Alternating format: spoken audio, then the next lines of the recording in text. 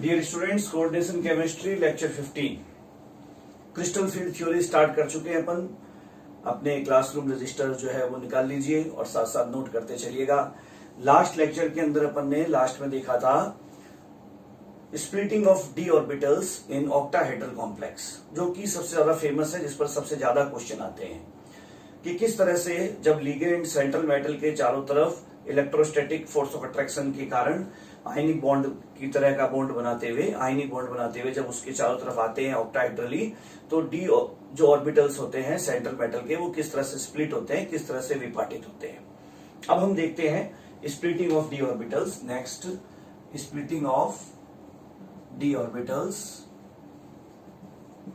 Of central metal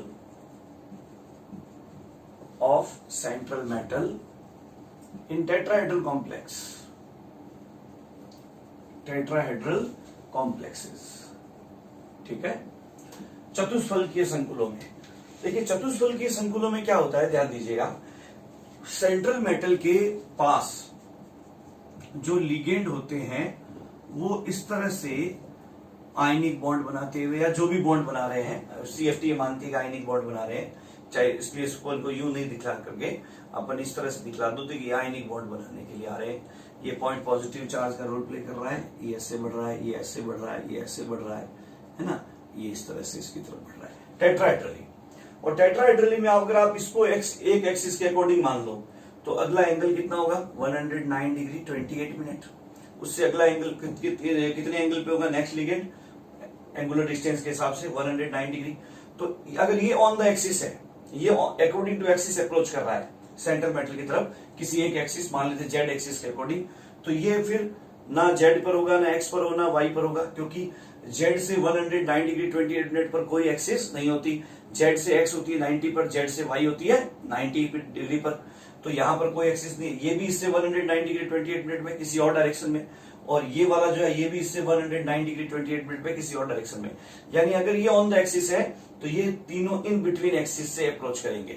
यानी चार में से एक लिगेंड ऑन द एक्सिस हो तो बाकी तीन लिगेंड जो है वो इन बिटवीन एक्सिस होते हैं। इसलिए जब ये चारों लिगेंड इस तरह से, एक अकॉर्डिंग टू एक्सिस और तीन जो है वो इन बिटवीन एक्सिस, अक्षों के बीच से अप्रोच करते हुए सेंट्रल मेटल की तरफ बढ़ते हैं, तो जो सेंट्रल मेटल के डी ऑर्बिटल्स हैं उनमें से जो प्लेनर डी ऑर्बिटल्स हैं जिनके नंबर एक्सिस के बीच में है, उन प्लेनर समतलीय डी कक्षकों को ज्यादा रिपल्सन फील होता है। उल्टा काम होता है यहाँ पर।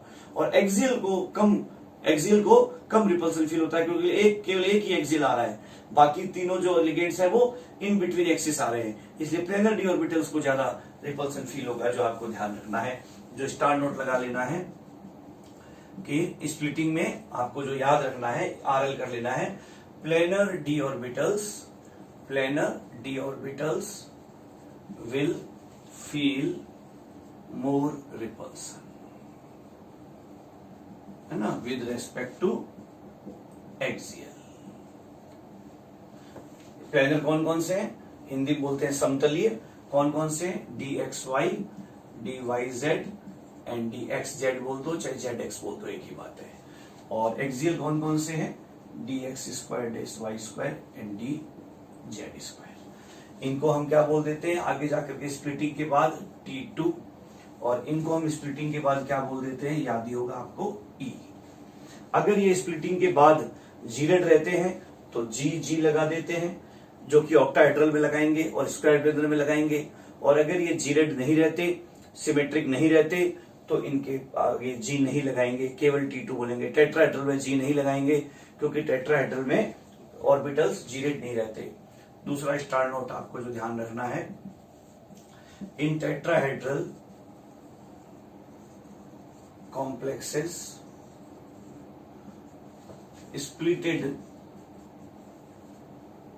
D orbitals are not gerade. ये वर्ड याद रखना, इसको बाद में आगे कभी डिटेल में समझाऊंगा with example. Are not gerade और सिमेट्रिक। जीरेड या सिमेट्रिक, जो बाद में उनकी जो शेप चेंज हो जाती है, शेप चेंज होकर के अगर न्यूक्लियस के एक तरफ जो इस तरह से है, अगर इस तरह से होते हैं ना प्लस माइनस, तो इस तरफ जाओ चाहे इसमें जाओ तो उसको जीरेड बोलते हैं। चलिए जीरेड को एक बार छोड़ दीजिए, जीरेड अभी अपन यहाँ पर डिटेल में कोई इतना इंपॉर्टेंट नहीं है यहाँ पर इस पॉइंट ऑफ व्यू से। In tetra splitted d orbitals are not gerade और सिमेट्रिक, जीरेड और symmetric, hence G is not used in abbreviation। Clear? ये इसमें जो स्प्लिटेड डी कक्षक होते हैं वो जीरेड नहीं होते हैं, सिमेट्रिक नहीं होते हैं, इसलिए G यूज नहीं होगा। T2G नहीं कहना है उनको, क्या कहना है? T2। EG नहीं कहना है उनको, क्या कहना है? EG। ठीक है, इनको T2 बोलेंगे, इसको E बोलेंगे। यहां पर दो बातें क्लियर हो गई। अब आइए हम देखते हैं किस तरह से होता है, उसका डायग्राम बना लेते हैं स्प्लिटिंग का टेट्राहेड्रल कॉम्प्लेक्स के अंदर। टेट्राहेड्रल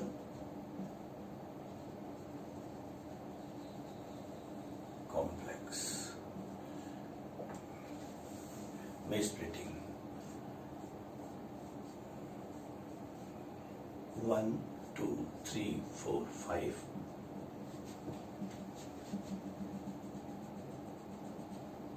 ये एक एवरेज ग्रोथ वाली स्टेट यहां ले लेंगे अपन।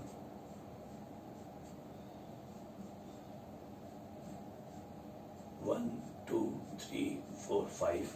अब इस एवरेज ग्रोथ से T2G चला जाएगा ऊपर, उल्टा काम, T2G चला जाएगा ऊपर और EG आ जाएगा नीचे।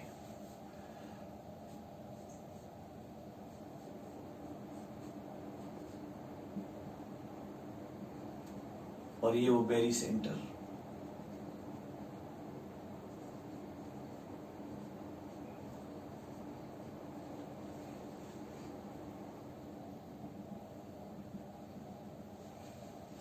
ये वो प्लेनर हो गए DXY, DYZ, DZX, इनको बोलेंगे T2, T2G नहीं बोलेंगे। और ये हो गया DX square dash Y square और DZ स्क्वायर, इसको बोलेंगे E, है ना, एक्सियल और ये प्लेनर। ठीक है, ध्यान रखना ऑक्टाहेड्रल में ये नीचे थे और ये ऊपर थे। अच्छा एक बात ध्यान रखना, अगर ये नीचे थे तो भी अगर इस पूरे को डेल्टा, इस पूरे डिफरेंस को बोल देंगे delta T, T for tetrahedral. वहां क्या बोला था? इन दोनों के बीच के डिफरेंस को जब एनर्जी के हिसाब से दो ग्रुप में डिस्प्लिट हो जाते हैं तो दोनों के बीच का जो एनर्जी डिफरेंस है वो क्या कहलाता है? Delta. Crystal field splitting energy, crystal field stabilization energy, crystal क्षेत्र विपाटन ऊर्जा, क्रिस्टल क्षेत्र स्थायीकरण ऊर्जा, वो डेल्टा T कहलाता है। बेरी सेंटर से जो T2 वाले होते हैं, T2G, चाहे ऑक्टाहेड्रल में T2G नीचे था और यहां पर T2 ऊपर है, वो हमेशा 0.4 डिफरेंस रखेगा। नीचे था तो भी 0.4 नीचे होगा, 0.4 डेल्टा नीचे था, ऊपर था तो 0.4 डेल्टा ऊपर होगा। ये डिफरेंस कितना होगा? हमेशा 0.4 डेल्टा T। क्लियर? और EG यहां नीचे है तो भी बेरी सेंटर से 0.6 डेल्टा नीचे होगा और वहां ऑक्टाहेड्रल में ऊपर था तो भी 0.6 डेल्टा ऊपर होगा, 0.6 डेल्टा ऊपर था, 0.6 डेल्टा T, और दोनों को मिला दें तो ये हो जाएगा डेल्टा T। क्लियर? अच्छी तरह से ये स्प्लिटिंग, ये वही condition of d orbitals of M in isolated gaseous state, ये हो जाएगा condition of d orbitals in spherically symmetric crystal field, जो कि क्या है? इमेजिनरी है, हाइपोथेटिकल है। जब मान लीजिए चार लिगेंड इस तरह से टेट्राहेड्रल नहीं आते, चारों एक स्फीयर की तरह, एक स्फीयर के सरफेस की तरह आते, एक स्फीयर के सरफेस की तरह आते, तो जो है जो डी ऑर्बिटल्स में इस तरह से अलग अलग ग्रोथ नहीं होती, समान एवरेज ग्रोथ होती, और वो एवरेज ग्रोथ वाली स्टेट हो गई ये वाली। और ये हो जाएगा condition of d orbitals in tetrahedral crystal field in complex। ठीक है ना? तो इस तरह से याद कर लोगे, ये तीनों रह जाएंगे ऊपर और ये दोनों रह जाएंगे नीचे। अब इसमें एक इंपॉर्टेंट बात जो आपको ध्यान रखनी है वो ये है टेट्राहेड्रल कॉम्प्लेक्स में स्प्लिटिंग के बाद में कि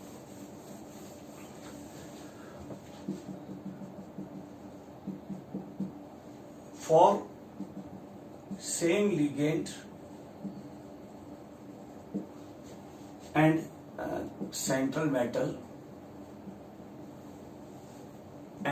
central metal with same distance। अगर मान लीजिए सेम मेटल सेम लिगेंड के साथ ऑक्टाहेड्रल कॉम्प्लेक्स बनाए, 6 संख्या में सराउंड होते हुए, सेम डिस्टेंस रखे M और L के बीच की, है ना, same distance between M and L, है ना, मेटल और लिगेंड के बीच में, और वही लिगेंड उसी सेंट्रल मेटल के पास उसी ऑक्सीडेशन स्टेट वाली कंडीशन में अगर सेम डिस्टेंस रखते हुए टेट्राहेड्रल क्रिस्टल फील्ड बनाए, टेट्राहेड्रली सराउंड करते हुए चतुष्फल के रूप से, है ना, चतुष्फल के बनाए, तो जो डेल्टा होगा वो डेल्टा टी कहलाएगा। वो डेल्टा टी जो है वो 4/9 डेल्टा ओ होगा हमेशा। अगर टेट्राहेड्रल कॉम्प्लेक्स बनता है तो जो एनर्जी डिफरेंस है डेल्टा है, CFSE है, क्रिस्टल फील्ड स्प्लिटिंग एनर्जी है, वो 4/9 ऑफ डेल्टा ओ होगी। ऑक्टाहेड्रल से 4/9 होगी, यानी हाफ से भी कम होगी, hence delta T is generally, है ना, 99% केसेस में less than P pairing energy. ठीक है ना, हमेशा जो डेल्टा टी है वो पी से लेस ही होगा, delta T will be less than P, hence all ligands behave as weak ligand in tetrahedral complex।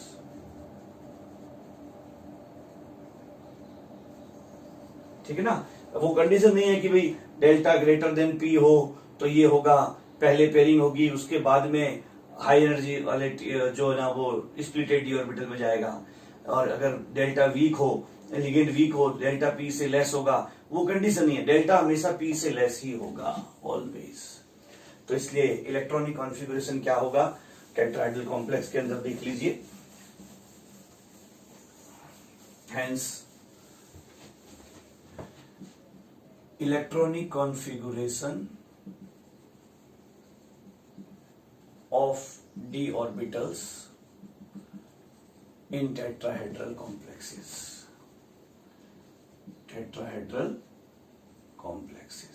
ठीक है, in tetrahedral complexes d1, ये कंडीशन चाहे वीक लिगेंड हो, in presence of ligand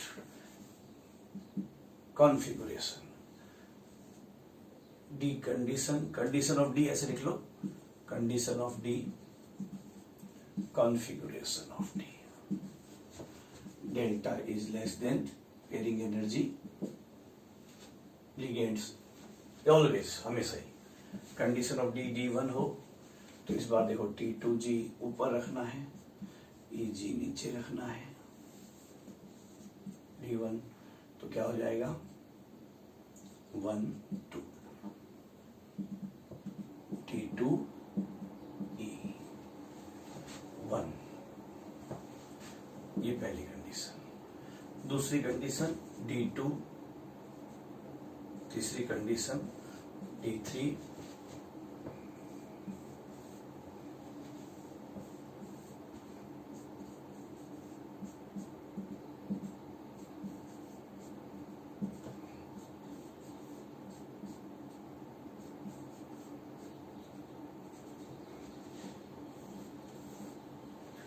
D1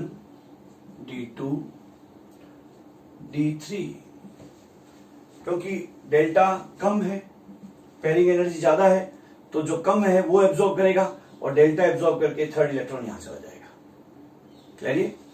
फिर 4, 5, 6, D4, D5, D6।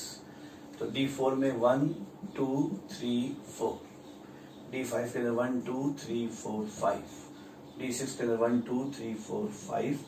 अब यहां pairing होगा पहले, ठीक है ना, पेयरिंग एनर्जी के रूप में लेना पड़ेगा।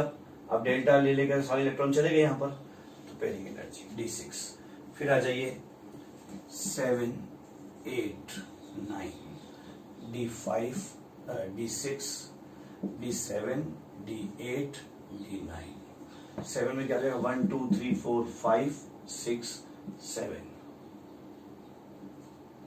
D8 में क्या जाएगा? 1, 2, 3, 4, 5, 6, 7, 8। D9 में क्या जाएगा?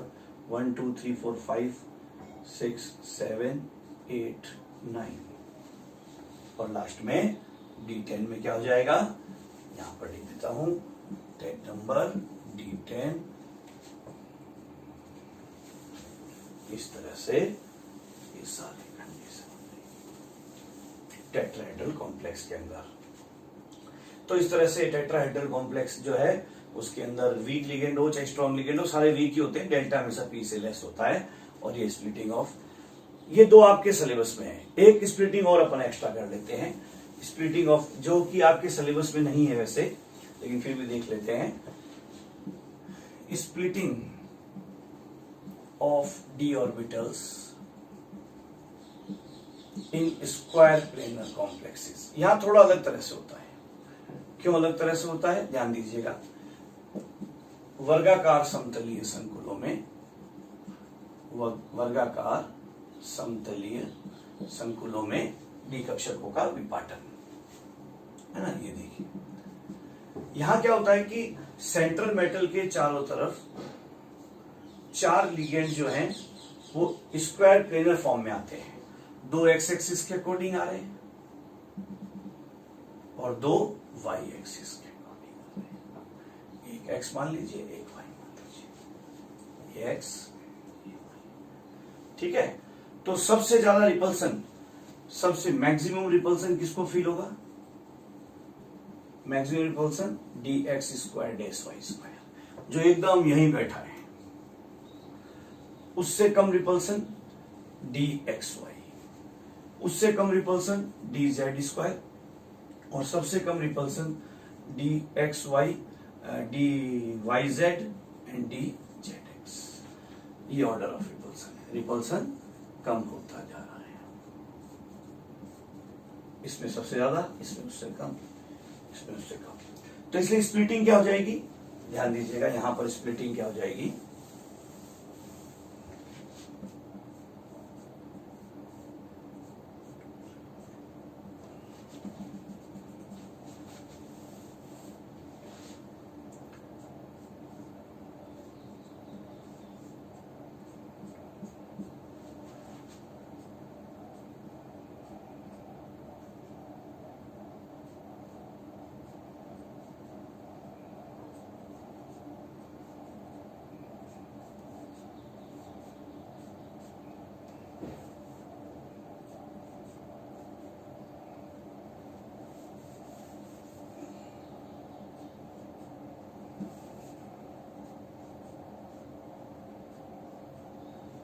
ये बहुत ज्यादा हो जाएगा डिफरेंस, ये वेरी सेंटर हो जाएगा।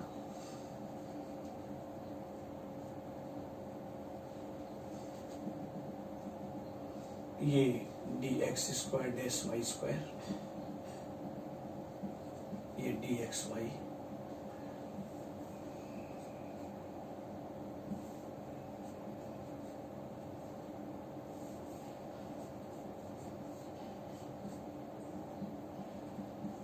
डी जेड स्क्वायर,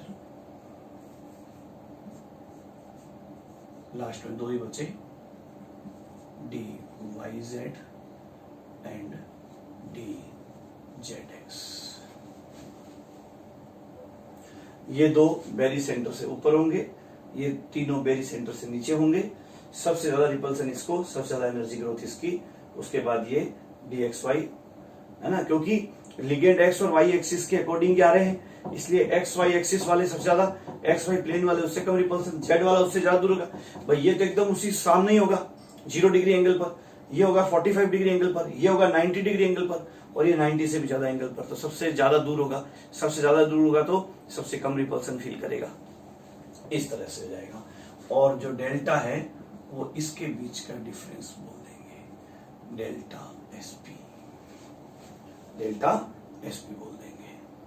समझ में आ गई बात अच्छी तरह से? तो इस तरह से ये हो जाते हैं स्क्वायर टनल कॉम्प्लेक्स के अंदर स्प्लिटिंग। इसके और ज्यादा डिटेल में इसके कॉन्फ़िगरेशन और आपको देखना नहीं है, वो आपके सिलेबस से बाहर है, केवल एक स्टार नोट के रूप में इसकी स्प्लिटिंग को देख लोगे। नेक्स्ट सीएफटी के अंदर जो पॉइंट आता है, strength of ligand and spectrochemical series.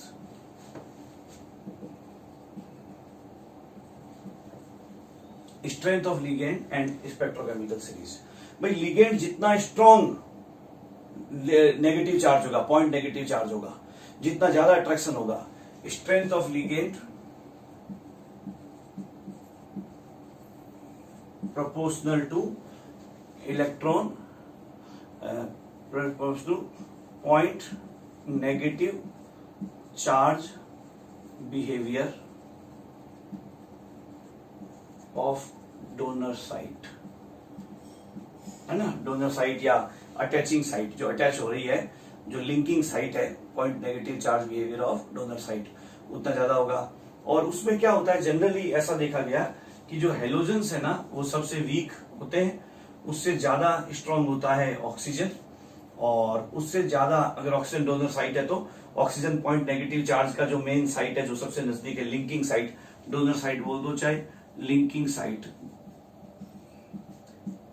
है ना, ऑफ लिगेंड, जो टुवर्ड्स मेटल की तरफ जो आ रही है linking site, metal positive charge है तो X, उसके बाद में जो है वो N, और उसके बाद में अगर C हो तो इससे, क्योंकि ये खुद ही बहुत ज्यादा इलेक्ट्रोनेगेटिव है, अपना इलेक्ट्रॉन अपने पास ही रखना चाहेगा, ये देगा नहीं उसको, है ना। उसके साथ जो फाजान रूल है, जो वो पोलराइजेशन कम करेगा, ये उससे ज्यादा आसानी दे देगा, ये सबसे आसानी, ये उससे आसानी से, और ये सबसे आसानी दे, कार्बन जिसपे डोनर साइट होते हैं, तो ये पुअर लिगेंड होते हैं हमेशा ही, है ना, वीक लिगेंड होते हैं, और ये मीडियोकर्स होते हैं, मीडियम कैटेगरी वाले होते हैं, और ये जनरली स्ट्रांग होते हैं, और ये सबसे ज्यादा स्ट्रांग वाला ये होता है। लेकिन अब इतने सारे लिगेंड्स हैं, तो इसके लिए कैसे याद कैसे करें, है ना, स्पेक्ट्रोकेमिकल सीरीज जो है वो किस तरह से याद करें, ध्यान दीजिएगा। सीरीज, स्पेक्ट्रोकेमिकल सीरीज क्या है? सीरीज, स्पेक्ट्रोकेमिकल सीरीज क्या है? Series obtained by arrangement of ligand in increasing order of their strength or increasing order of delta in presence of them। ठीक है, प्रबलता के, लिगेंड की प्रबलता के, या उस लिगेंड की उपस्थिति में जो डेल्टा की वैल्यू मिलेगी, उसके बढ़ते क्रम में लिगेंड्स को जमाने पर, जो प्रबलता के बढ़ते क्रम में या डेल्टा की वैल्यू के बढ़ते क्रम में जमाने पर जो सीरीज मिलेगी, श्रेणी मिलेगी, उसको हम स्पेक्ट्रोकेमिकल सीरीज बोलेंगे। ठीक है, तो इस तरह से हम डेल्टा की वैल्यू, अच्छा एक बात हमेशा ध्यान रखना कि delta CFSE value proportional to strength of ligand, हमेशा ध्यान रखिएगा। ये जो लिगेंड जितना स्ट्रॉन्ग होगा उसकी प्रेजेंस पे डेल्टा क्रिस्टल फील्ड स्टेबलाइजिंग और स्प्लिटिंग और स्टेबलाइजिंग एनर्जी ये उतनी ज्यादा मिलेगी, चाहे वो डेल्टा O हो चाहे डेल्टा T हो, है ना। चाहे मान लीजिए, तो आप क्या करेंगे, एक ही मेटल के चारों तरफ अलग अलग लिगेंड्स ला के डेल्टा की वैल्यू के बेस पर, तो इस तरह CFT के डेल्टा की वैल्यू के बेस पर लिगेंड की स्ट्रेंथ का बाकायदा एक मैथमेटिकल डाटा के बेस पर स्ट्रेंथ का एक ऑर्डर बना सकते हो, स्ट्रेंथ का एक इंक्रीजिंग ऑर्डर बना सकते हो। जबकि वीबीटी के अंदाजा ही लगाते थे, अंदाजे से बोल देते थे। यहां पर डेल्टा की वैल्यू आप कोई भी एक Fe+2 लेके बैठ जाओ, एक बार उसके पास साइनाइड ले आओ, एक बार उसके पास CO लिगेंड्स ले आओ, कॉम्प्लेक्स बनाओ फेरस का साइनाइड के साथ, फेरस का कार्बन मोनोऑक्साइड के साथ, फेरस का वाटर के साथ, फेरस का जो है वो अमोनिया के साथ, और डेल्टा की वैल्यू प्रैक्टिकल निकाल लो। डेल्टा की वैल्यू प्रैक्टिकल निकाल सकते हैं स्पेक्ट्रम की हेल्प से, है ना। तो स्पेक्ट्रम की हेल्प से डेल्टा की वैल्यू प्रैक्टिकली पता लगाते थे। इलेक्ट्रॉन का ट्रांजिशन करवा के, जैसे हम स्पेक्ट्रम लेते हैं एटम का, वैसे कोऑर्डिनेशन कंपाउंड का स्पेक्ट्रम लेकर के डेल्टा की वैल्यू प्रैक्टिकल निकालते थे। इसलिए डेल्टा की वैल्यू के बेस पर जो लिगेंड की स्ट्रेंथ को बताने वाली जो ये सीरीज मिली, इसको बोले स्पेक्ट्रोकेमिकल सीरीज। स्पेक्ट्रो क्योंकि स्पेक्ट्रम की हेल्प से लेते थे, ठीक है ना। तो ये कौन कौन से स्पेक्ट्रोकेमिकल सीरीज क्या है, ध्यान से देखना। सबसे पूर्व होता है पेरोक्सो,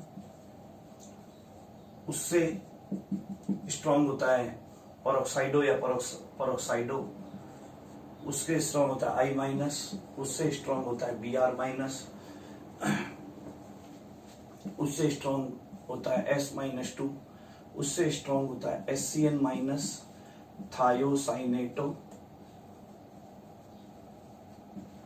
थायोसाइनेटो से स्ट्रॉन्ग होता है Cl-, Cl- से स्ट्रॉन्ग होता है NO3-, ये तो क्लोरो हो गया, ये हो गया नाइट्रेटो,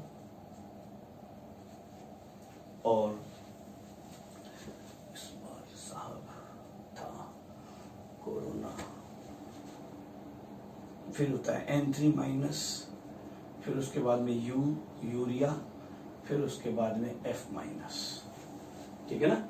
यूरिया के बाद F-, थोड़ा इधर लिख देता हूं, वापस आ जाइए, इधर लिख देता हूं O2-2 पेरोक्सो, O2-2 पेरोक्सो, उसके बाद में O2-2 पेरोक्सो के बाद में I-, फिर आ गया आपके Br-, फिर आपके आ गया इस बार S।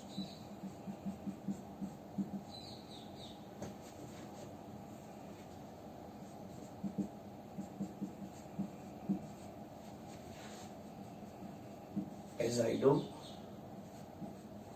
यूरिया, फ्लोराइडो, ठीक है ना। ये क्या है, एजाइडो, ये क्या है, नाइट्रेटो, क्लोरो, ये थायोसाइनेटो, ये सल्फाइडो, है ना, पेरोक्सो।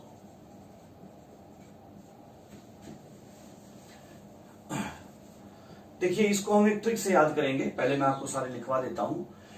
एक ट्रिक से याद करेंगे, पेरोक्साइडो, फिर आयोडाइडो, ब्रोमाइडो, सल्फाइडो, थायोसाइनेटो, क्लोराइडो, नाइट्रेटो, एजाइडो, यूरिया, फ्लोराइडो। उसके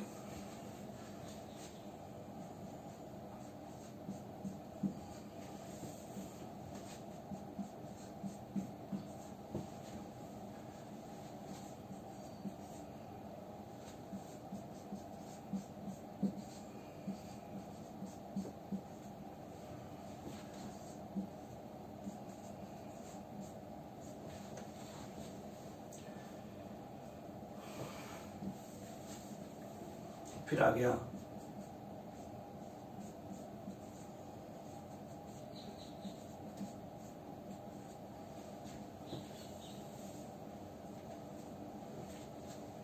फिर उसके बाद में आ गया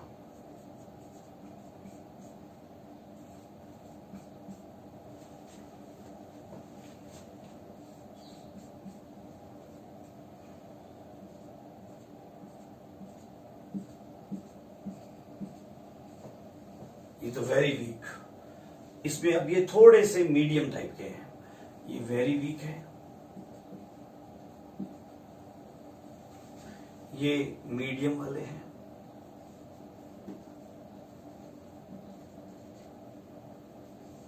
ये स्लाइट स्ट्रॉन्ग,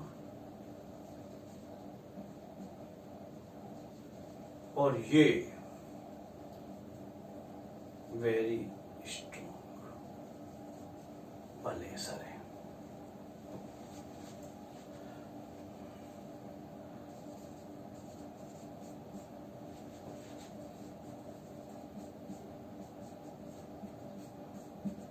नाइट्रो।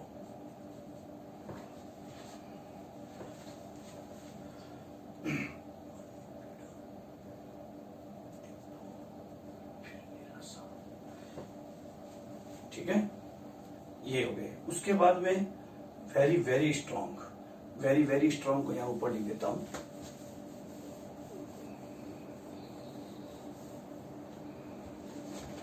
ये वेरी वेरी स्ट्रॉन्ग,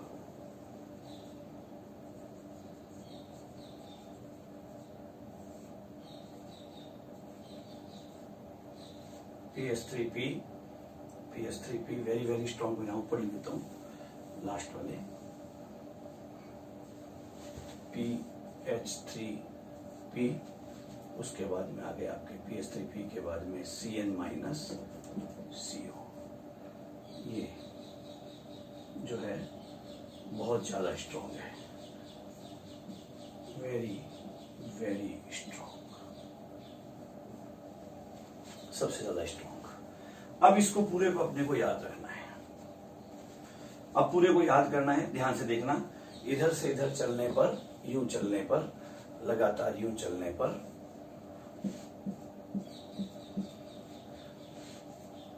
ठीक है, स्ट्रॉन्ग, स्ट्रेंथ बढ़ती जा रही है, स्ट्रेंथ बढ़ती जा रही है। ठीक है, स्ट्रेंथ बढ़ती जा रही है, डेल्टा की वैल्यू बढ़ती जा रही है, स्ट्रेंथ बढ़ती जा रही है।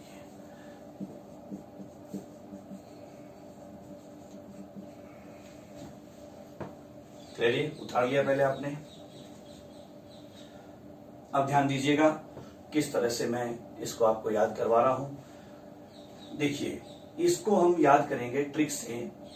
ये ट्रिक मैं आपके सामने वापस बना रहा हूं। ट्रिक इसको बोलेंगे अपन, एक पॉइंट से आपको याद करवा रहा हूं। खूब अपन गाने भी गाएंगे केमिस्ट्री के अंदर, है ना। इलेक्ट्रोकेमिकल सीरीज याद करने का, लिपो बेस्ट्रा केसो, और जो अपनी एल्किल रेडिकल्स की जो बेसिक रेडिकल्स, क्षारीय भास्पी मूलकों की जो श्रेणी है, उसका गाना अमोपोसो सिंगले।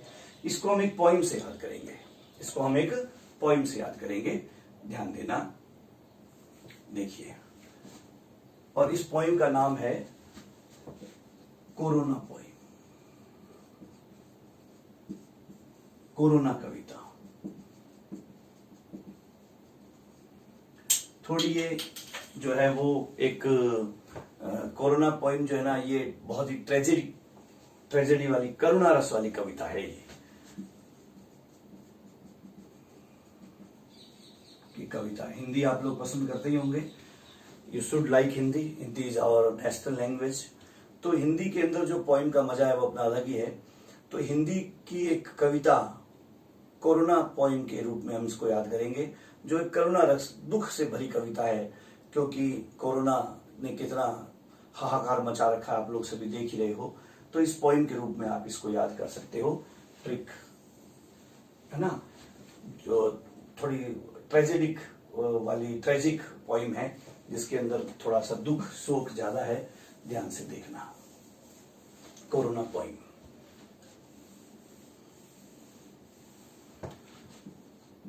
कोरोना कविता।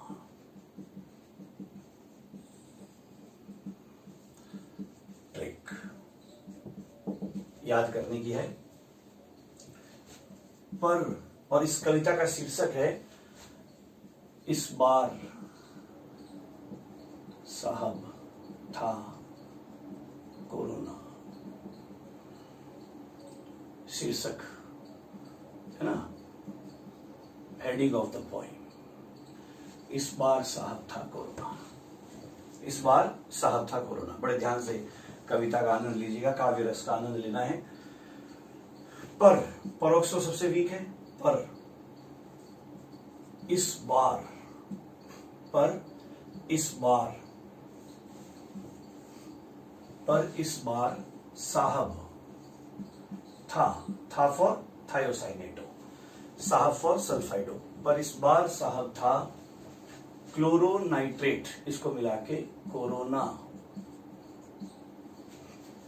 पर इस बार साहब था कोरोना अज, अज फॉर एजाइडो, यू, अज, यू फॉर यूरिया, यू फैला। ध्यान सुनिएगा, अज किसको बोलते हैं? पर इस बार साहब था कोरोना अज यूं फैला। अज उसको बोलते हैं, कोरोना एक वायरस है। वायरस एक वैसे तो डेड पार्टिकल की तरह होता है जब लिविंग सेल के बाहर होता है, इसका कोई जन्म नहीं होता।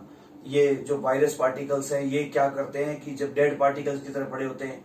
अज वैसे तो अपन हिंदी के अंदर राक्षस को भी बोलते हैं जिसका जन्म नहीं होता हो, है ना, जो अपने आप ही किसी लिविंग सेल के अंदर घुस करके उस पर कब्जा करके फिर अपनी ग्रोथ करना स्टार्ट कर देता हो, जो आदिकाल से। अज के कई पर्यायवाची हैं, जैसे अज हम राक्षस को भी बोल सकते हैं, अज हम ऐसा जो आदिकाल से पड़ा है ना, उसको भी बोल सकते हैं। जो जन्मा नहीं हो, आदिकाल से पड़ा हो, बहुत पुराने समय से पड़ा हो, तो है तो ये अब हमारे अंदर आया है, पढ़ा तो बहुत पुराने समय से है।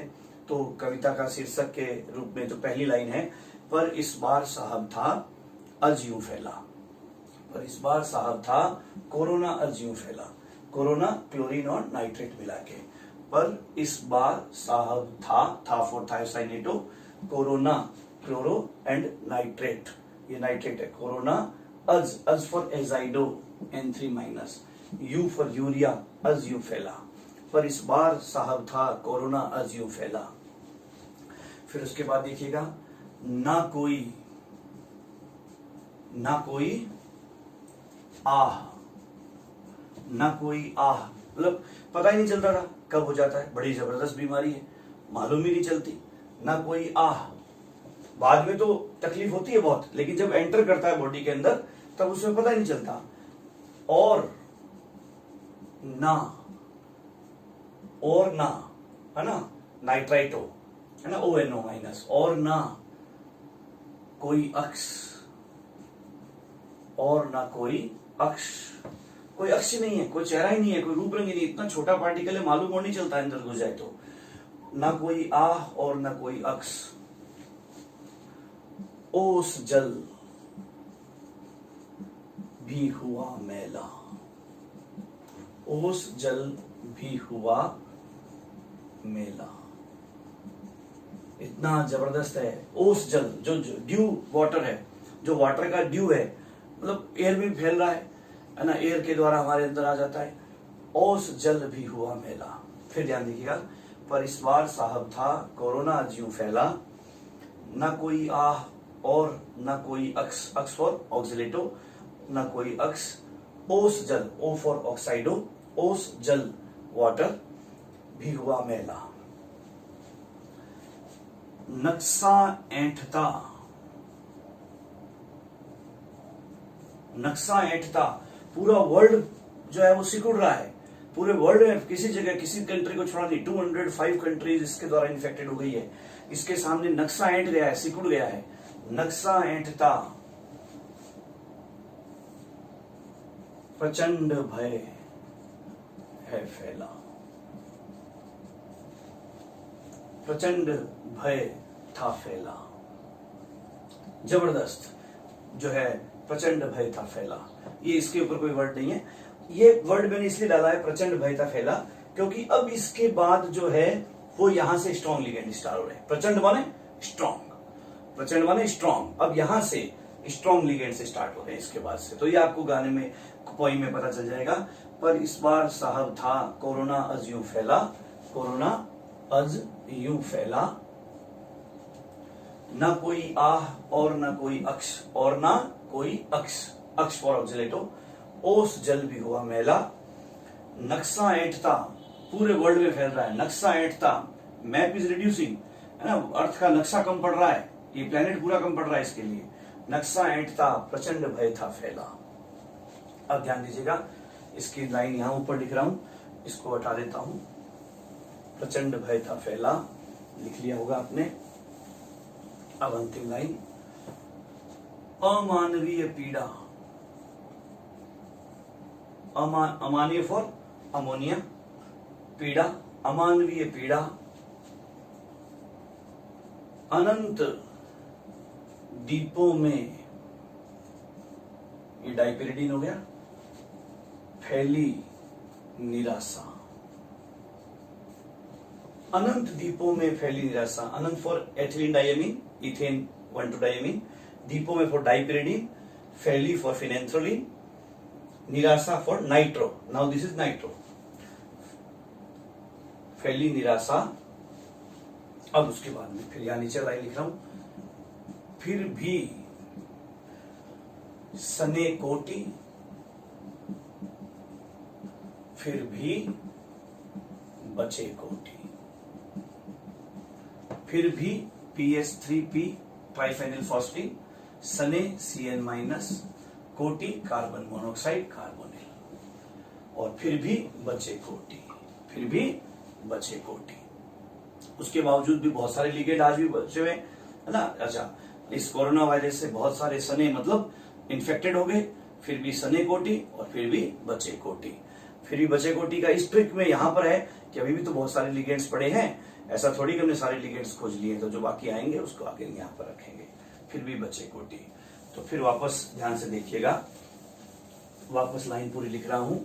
कोरोना पोइम, शीर्षक इस बार साहब था कोरोना, पर इस बार साहब था कोरोना, अज यूं फैला, ना कोई आह और ना कोई अक्ष,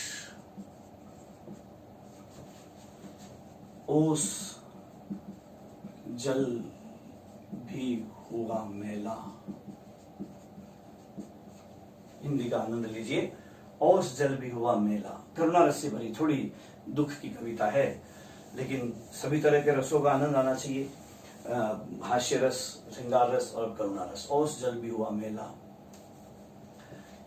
नक्शा ऐंठता,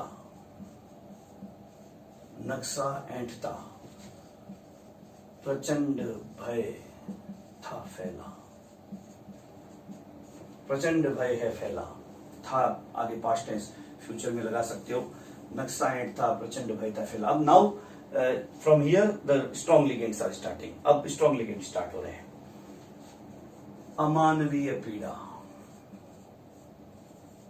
अमानवीय पीड़ा,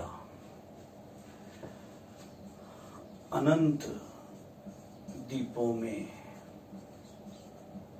फैली निराशा,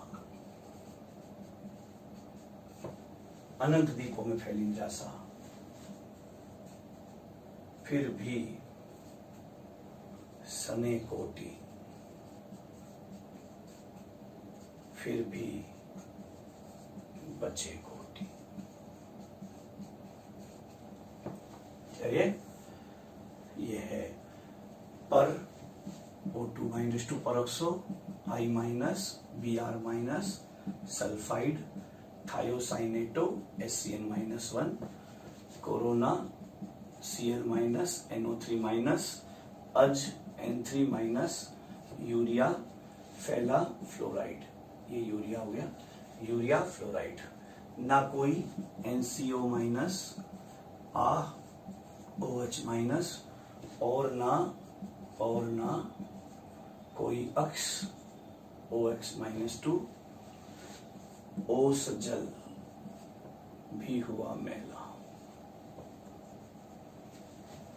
ओस जल भी हुआ मेला, नक्शा NCS माइनस, आइसोथायोसाइनेटो, ऐंठता एडटा माइनस 4, ऐंठता, प्रचंड भय था फैला, ये ब्लैंक है। अमानवीय पीड़ा, प्रचंड भय था फैला, स्ट्रॉन्ग लिगेंड। अब strong ligands starts, strong ligands starts. अमानवीय पीड़ा, पिरिडीन, अनंत दीपों में